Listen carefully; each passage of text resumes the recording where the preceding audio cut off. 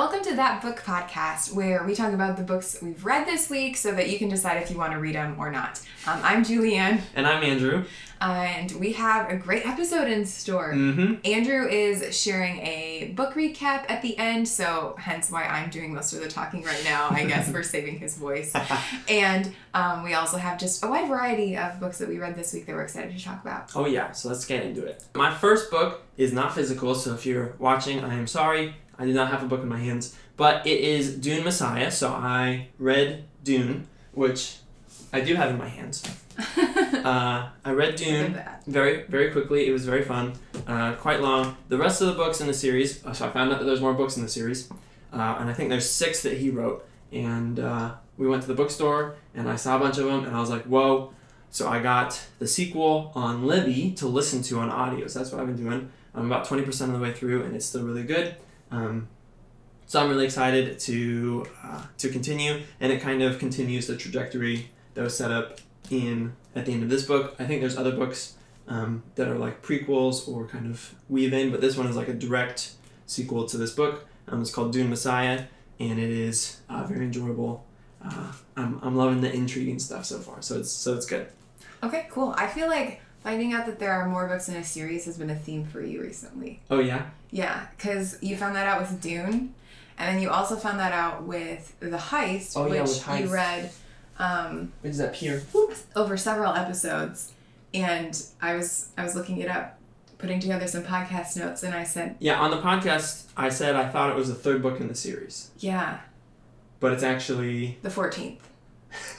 So there are a lot more books. Yeah, so we apologize. Yeah. We have no idea how series work, apparently.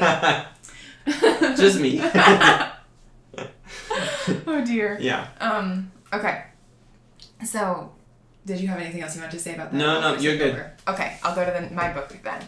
Okay, so the book that I mainly read this week is called The Eighth Detective by Alex Pavesi. I'm not exactly sure how to say his last name, but anyway, it is really good. This is fun because on Sunday, Andrew was really sweet, and he drove by my favorite bookstore on the way home from church, and I was like, and then he just stopped, which was very fun. It was kind of spontaneous. I was planning, I was like, oh, maybe you still want to go to the bookstore, and she's like, oh, the bookstore, and I was like, all right, boom. Yeah. And we got this book. Yeah, so I got this book, and I got another book that I read this week. Is that your second book this week? Yes. So I will reveal it shortly. Yes. But this book is really fun. I couldn't put it down. The premise is, and I'm gonna not get into spoilers because I know you're gonna want to read it. Thank you. I'm basically just gonna describe what's on the jacket cover, but in my own words. So the premise is that there's this mathematics professor who breaks down like detective fiction into its essential parts and like creates this theory of what makes a detective novel. And then they say, okay, like we have the components that go into the detective novel, right? Like it's only a detective novel if it has these particular components. And so that allows us to list every permutation of a detective novel that can exist. And so there are certain things that we usually think about being defining in the genre that aren't included because they're like, well, you can actually have a detective novel without that part. It's not necessary. And then there are things that we think about as usually being off limits that would actually be included in the definition. So the book explains a lot of that, and I won't get into those things. But wait, that sounds very academic. Is it like weaves that into it? Weaves those themes into it. What? Yes. But the whole premise of the book is actually not so much about the theory, although they talk about it because it's part of the book, but about the 7 stories that the guy who made the theory wrote to illustrate like how some of those formats would work. 7 stories. 7 stories. But it's called The Eighth Detective. Well, okay, and here's why. Oh. And this is on the cover, so okay. I'm not getting into spoiler. Okay. I know, like I try to talk to Andrew about this book, and he goes, Wait, it sounds really interesting. Let me read it first. Yes. So I'm if I seem really defensive, it's not that I try to spoil the book. He just wants to read it, and I don't want to spoil it for him. So, the book was published in the 40s, goes largely unnoticed, and then I think it's like supposed to be set present day. I don't know. Or maybe it was published in the 50s. I don't know. It was published way back, self-published. This fictional novel. Yeah, this fictional novel was like widely unnoticed until this small publishing house discovers it, and they like only do mysteries, so they're like, this is perfect, we should republish it. And so the book itself centers around conversations between the woman who will be editing the book and the guy who wrote it. She's asking him about the stories and about like the theory and like how those things fit in.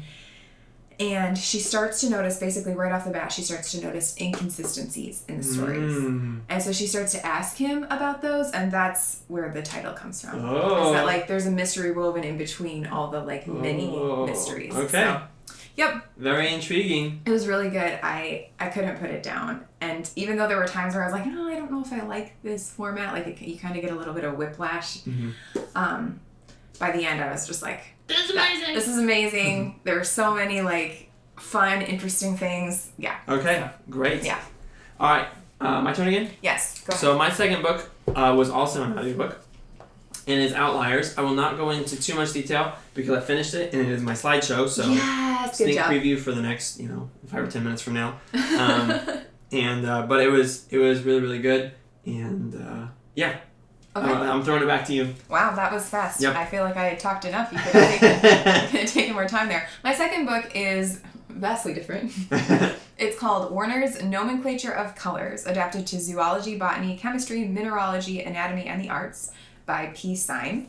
And this is a book that was published in 1814 originally. I obviously have a reprint. I do not have a first edition or anything like that. Smithsonian republished it because it's historically significant.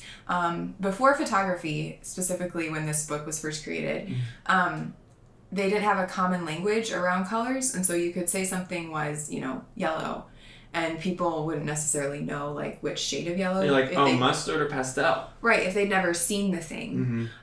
So this was an effort to make it more precise.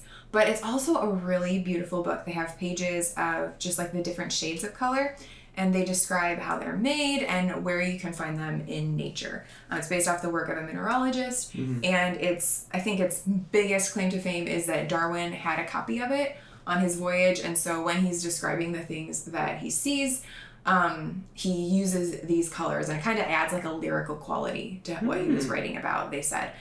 Which is interesting. I've never really read Darwin, but obviously it's influential. And if he used it, that just kind of shows like how many people were probably using it at that point. Yeah. And I just enjoy it. It actually came up, I saw it at the bookstore, and I was really excited because Amazon suggested it to me when I was going down like a home design, style, whatever. Where you got your books that we've talked about. Yeah, I was going down like that rabbit hole for like interior design, and they were like, oh, you are interested in design? You need this like book of colors. And I was like, yeah, I do. And I'm very happy that I have it. It's quite cute. It's quite beautiful, yeah. It's quite beautiful. Yeah, you showed me a page today about whites. Yes. And one was like, this is the white that you find in people's eyes. This is the white on the snowy owl. Those kinds of things. So it was very cool. Yeah. All right, my turn again? Yep. All right, so my last book is a physical book. It's called One True Sentence. We went to the thrift store in the last couple weeks, and I got every mystery novel I could find that was there because I've been really enjoying, I got The Heist. Maybe that was the only one. I feel like there was another one, mystery one that I got, but that I really liked. So I got this one. Yeah, what have you been thinking about it so far? It's been good. It's a little bit more crass than I was expecting because it looks like a nice homey novel, and it's set in the 1920s in Paris, which I guess should have been a little bit of a clue. You're like, oh, it's the olden days. It's fine. Yeah. But yeah. But it's enjoyable. The premise is so it's 1920s Paris, where basically all of the famous American authors were there for a little bit, and so Ernest Hemingway is one of the main characters. Gertrude Stein is one of the main characters, and all of these literary editors in Paris are getting murdered. So yeah, and so they gotta unpack what's happening, why. I haven't gotten anywhere close to any answers because I'm only like a quarter or a third of the way through the book.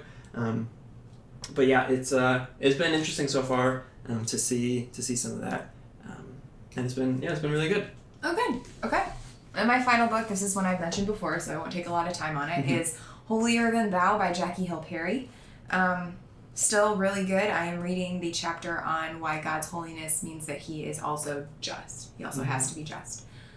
So that's been good. I'm really enjoying it. I really can't stress how good this book is. Wow. Yeah, I can't overstress it. Wow, that's amazing. Yeah. All right, does that conclude our first segment? It does. Are we ready for your book recap? Are we ready for my book recap? I'm ready for my book recap. I'm ready. We'll see if the audience is. I'm jealous because it's a Malcolm Gladwell book.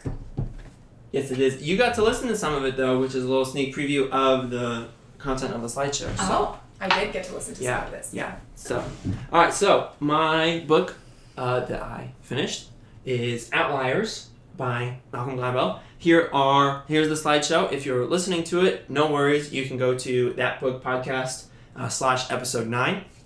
And you can see all the show notes and that Julian so wonderfully puts together. Yeah, it's thatbookpodcast.com. Thatbookpodcast.com / episode -9. Yeah, we're not messing with any of those weird .book or something. No. Yep, yeah. .com, just straight up. This slideshow will be embedded there. Julian figured out how to do that and stuff. It's very fancy, very cool. So. Thank you. Yes. We're really excited. We've been publishing the episodes. We're like, wow, this is real. So it's really exciting. All right, so we have Outliers, The Story of Success by Malcolm Gladwell. How long it took to read? So again, I listened to it, but 3 weeks, I believe. Somewhere between 2 and 3 weeks. So I said 3 weeks, and it was, I'm feeling pretty good about how much time that was. I think it would be funny if one time you listened to an audiobook and you were just like, well, the audiobook is 5 hours, so 5 hours, obviously. That would be so funny. It's how long did it take me? Oh, it took me 5 hours. Yeah. Of total time to...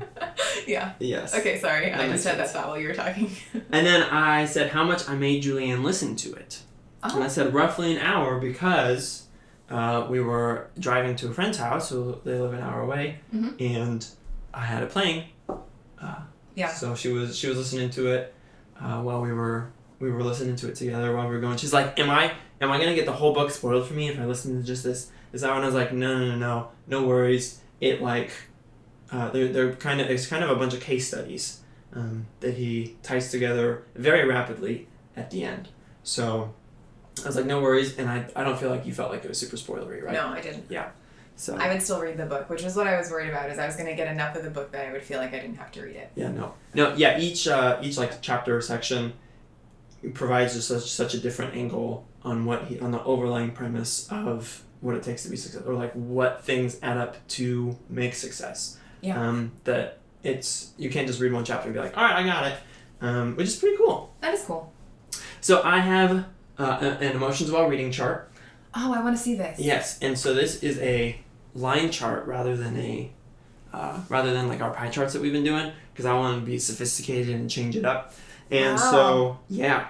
And normally the totals add up to 100, because on a pie chart they have to add up to 100. Mm-hmm. Not this time. So I have it go in phases. So as I'm reading it, I have curious, elated, and bewildered. And so curious starts pretty high. Yeah, it looks like it peaks pretty early. Yeah. So curious was the highest one at the beginning, because I was like, ooh, Outliers. And then it went up just a little bit as time went on, and then it basically stayed, and then it kind of went down. Oh, I was looking at the wrong line. That's helpful. Yeah, they're both a similar color. Mm-hmm. So whoops. And then elated was very fun, because I wasn't exactly sure what to expect from this book. I started and I was like, okay, this is pretty cool. It's a Malcolm Gladwell book. I'm excited. And then it skyrocketed at the beginning, because I was just like, whoa, this is so cool. These case studies are so fascinating. This is amazing. Whoa. And then it kind of, it took a big drop as I was approaching the end, because I had no idea what was happening anymore. I was like, where we go, so you see the drop in elation is very much at the same time as the rise in bewildered. Yeah, so bewildered is very small, and then it grows a little bit, because I'm like, whoa, how did this happen? And then it gets very high, because I'm like, what is happening? Where are we going with this book? Am I missing something here? Has he been tying all of this together and I just didn't know about it? And the answer is yes and no. And then it went back down as he ended it, because he basically said, look at all of these things that we've talked about, all of these case studies. So now go figure out how in your life like what these things mean for you, and also how to give people similar advantages to what all of these people have had, because they're often really small advantages, which I'll talk about in the takeaways a little bit more. Okay, cool. Oh, it's the takeaways time. Wow. Wow, that was very fast. Good job. Yes. So, it's a combination of kind of like all, not the takeaways, but like the book. He ties it together with all of these. He goes, hey, we talked about this, we talked about this, we talked about this. One of those things is your IQ doesn't determine your success. Your practical intelligence, which is what, when, and how to say something, does. Communication is so important. And so they talked about this guy who has like the highest IQ ever, basically, Chris Langan, and he hasn't really had any academic success because he's kind of started going down that road, and he just kept getting hit with pitfalls. He had a pretty tough childhood with his mom, who had a lot of boyfriends kind of coming in and out, and so it was not a stable environment, and there wasn't really any money, and so getting into college and being able to provide for himself was a struggle, and so the ways that the communication happened in his house did not set him up for success for the future, because he had all these key conversations with people like in the academic sphere as he was going, right? He crushed all of his classes, but he had a conversation with his professor where he's like, I don't really understand why you approached math that way. Can you explain more? Because I'm really excited to learn about it. But what the professor heard, right, because that's what he's thinking as he's approaching the professor, but what the professor heard was, oh, I disagree with you, and I'm not going to try hard in this class because, I don't agree with you, or something to that effect. And so instead of having like a really great relationship with that professor, it kind of fizzled out. And so that was just one key, and then he tried to get some exceptions for classes to get switched around and stuff because of scheduling that he was trying to do, because he didn't have a car or anything, so he was trying to hitch a ride to school, and somehow there was a communication breakdown, and they just didn't go for it. And his mom didn't sign a couple of lines of paperwork that he needed for his scholarship to continue, so that fizzled out. Oh no. Yeah, so all of these little things that totally derailed, because he would have thrived in the academic space.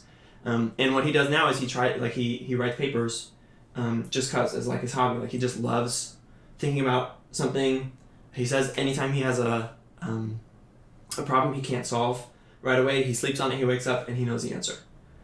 He's just that smart. But it never, like, these opportunities didn't happen for him. There's just a lot of little unfortunate things that happen, and so now he's not able to have any sort of prestige or recognition in that space. So his papers in his mind won't really have any influence, and so it's kind of sad, right? Yeah.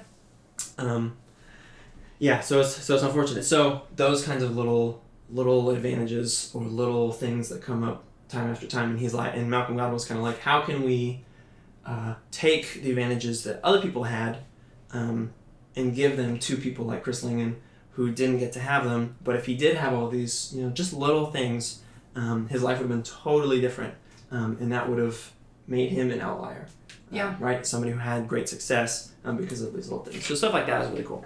Another one, cultural backgrounds have generational implications. So he talked a lot about successful Jewish lawyers and doctors in New York City and how their cultural background and the things that made them, right, the things that they valued culturally, and then the skills that they had when they came to New York greatly translated into having opportunities once the cultural landscape in New York shifted, because they weren't really allowed to be in the traditionally successful firms of like, no, Jews can't be here, you can't work with us, sorry, your cultural heritage isn't good enough to get in with our cool kids lawyer club. Wow. Which is crazy. But so then they had to practice litigation, which was, you couldn't do that at the time. Like that was not something you were supposed to do at the time. But then suddenly the whole landscape shifted and litigation became where all the money was. Mm-hmm. And so all those people that were, all the Jewish lawyers that were ostracized before and they were told they couldn't be there, suddenly they get to be the really successful ones because they've been practicing in litigation for years and years and years, right? And so he talks about like the 10,000 hour rule, where the earlier you can get up to 10,000 hours in a skill or a trade, or whatever that successful thing is, the better the advantages that you have are. Like, so he talks about Bill Gates was able to have access to a computer that basically nobody else in America did. Like him and like 5 other people had this access that nobody else really was able to have, and gave him a huge advantage when the revolution started, right? The personal computer revolution. And so he talks about that with like Steve Jobs too, had similar advantages. And so just like, whoa, that's crazy. You don't really think about those things because obviously those people are very, very smart, but they also had time to practice those things, and so they had these little advantages that helped them be so successful. Another takeaway: language matters. So the part that Julianne listened to with me was about why Asians stereotypically are better at math, and that actually is true in large part because their language makes it more intuitive, makes early arithmetic much more intuitive for youngsters. And so when they're 4 and 5, they learn that they can be really good at math because it's intuitive for their language, and then they just love it, and then that love translates into pursuing it more and more and more and more, liking it, enjoying it, not being overwhelmed by it. And so by the time they get to high school, the little extra that they've worked year after year after year after year is totally paying off. And so then everybody goes, oh, they're just better at math. Well, kind of, they just like it more, so they practice it more, they do it more, and so they're better at it, which I thought was really fascinating and really cool. So a lot of these really cool case studies, like I was talking about, is awesome. And then last takeaway is successful people are the sum of small, subtle advantages coupled with the hard work that they put in, which I thought was really interesting. And he says, again, how can we share those advantages with people who really need them, or how can we make it so that the world is better off because more people have the opportunities to do those things. And so I was like, wow, that's really cool. Did I enjoy it? So I said, on a scale from Chris Langan's academic achievements, which I already explained, so I'm feeling pretty good about that. I wasn't sure if I was going to Bill Gates' notoriety, this book is Bill Joy. Who is Bill Joy? Bill Joy is like, his code basically built the internet. Okay. So I hadn't heard of him, but he's a super outlier, and his legacy lives on. So he's a big thumbs up. I also hadn't heard of him, so I was like, is that some sort of nickname for Bill Gates? Nope, he's a different guy. So whoops, sorry Bill Joy that I didn't know who you were, but thank you for making the internet, basically. So yeah. And should you read it? Yes. I was gonna put some big explanation, but I don't think I need to. I'm pretty sure everything I just said explains that you should, and that I'm excited about it. Okay. What will I do now? I'm gonna look for new ways to appreciate the opportunities that I've been given, and find ways to take advantage of new opportunities as they arise, and also look for ways to give other people those opportunities that I've had. And so it's really cool to have this kind of language and this picture around that, because like my first boss in college, I'm so grateful for, because it was kind of a tough time, right? You're coming into yourself in new ways that you hadn't before, and I was kind of losing all my confidence, and he's just like, hey, you're awesome, come work for me, and also I'm gonna promote you like immediately. And I was like, what's happening? This is crazy. And that was a huge opportunity, huge advantage that I had, and I'm so grateful for. And I'm like, how can I provide those opportunities to other people? So things like that. And I think that's my last slide. So I think we did it. Whoa. Yeah. So thanks for being here for our podcast this week. We hope you enjoyed it. And again, you can find the show notes at thatbookpodcast.com/episode 9 for all the show notes. And we hope that you're having a great week, and we'll see you next time. Bye. Bye.